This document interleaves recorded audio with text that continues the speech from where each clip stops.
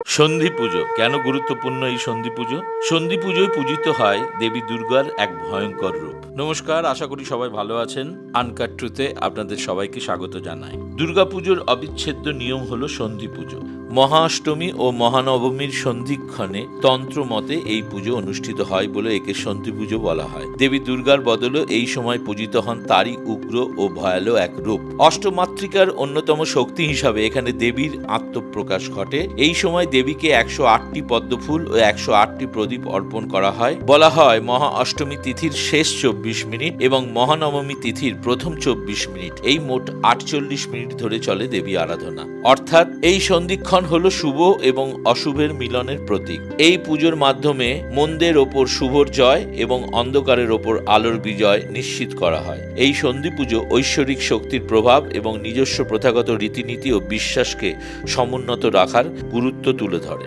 সন্ধি পুজোয় দেবীর উগ্র ভয়ঙ্কর রূপ চামুন্ডা দেবীকে অসুর দলনী রূপে পুজো করা হয়। পুরাণ মতে শুম্ভ নিশুম্ভ বধের জন্য দেবী লীলা বিস্তার করলে দৈত্য সেনানায়ক চণ্ড ও মুন্ড দেবীকে আক্রমণ করে বসে। তখন দেবীর মুখমণ্ডল ক্রোধে কৃষ্ণবর্ণ হয়ে ওঠে। এই সময় দেবীর ত্রিনয়ন থেকে দেবী কালিকা প্রকট হন এবং চামুন্ডা রূপে তিনি চণ্ড ও মুন্ডকে বধ করেন। শ্রী শ্রী চণ্ডীতে দেবীর ভয়ঙ্কর এই রূপের বর্ণনা করা হয়েছে এইভাবে: বিচিত্র খটাঙ্গ ধরা নরমালা বিভূষণা দীপিচর্ম পরিধানা শুষ্ক মাংসাতি ভৈরবা অতি বিস্তার বদনা জিহ্বা ললন ভীষণা নিমগ্ন রক্ত নয়না নাদা পরিত দিম্মুখা।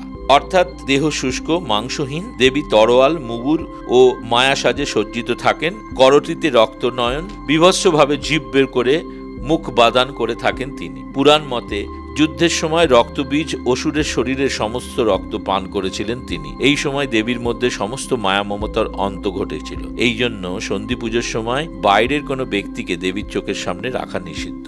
পুরাণ মতে কথিত আছে যে অসুর নিধনকালে যুদ্ধের সময় দেবী দুর্গার সারা অঙ্গ জুড়ে সৃষ্টি হয় 108টি ক্ষত। ক্ষতগুলোর অসহনীয় জ্বালা থেকে মুক্তির জন্য দেবাদিদেব মহাদেব মা দুর্গাকে দেবী দহে স্নান করার পরামর্শ দেন। দেবী দহে দেবীর অবগাহনে 107টি ক্ষত থেকে সৃষ্টি হয়েছিল 107টি পদ্মের, কিন্তু একটি ক্ষত তখনও দেবীর শরীরে অবশিষ্ট ছিল। দেবীকে 108তম ক্ষতের জ্বালায় কষ্ট পেতে দেখে মহাদেবের চোখ থেকে এক ফোঁটা অশ্রু নিক্ষিপ্ত হয় দেবীর 108তম ক্ষতের ওপর, আর তাতেই মিলিয়ে গিয়েছিল দেবীর শরীরের অবশিষ্ট ওই ক্ষতটি।